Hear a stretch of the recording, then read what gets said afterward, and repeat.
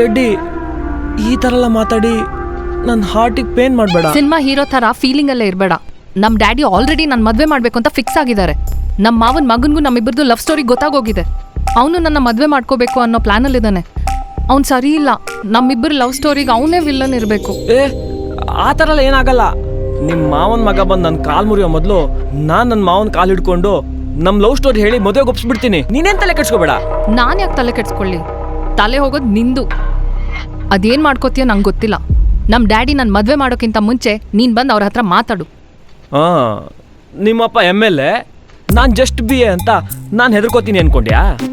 ನಾನು ಕುಚುಕು ಇದ್ದಾನೆ. ಅವ್ನು ಪ್ರಾಣಕ್ಕೆ ಪ್ರಾಣ ಬೇಕಾದ್ರೂ ಕೊಡ್ತಾನೆ.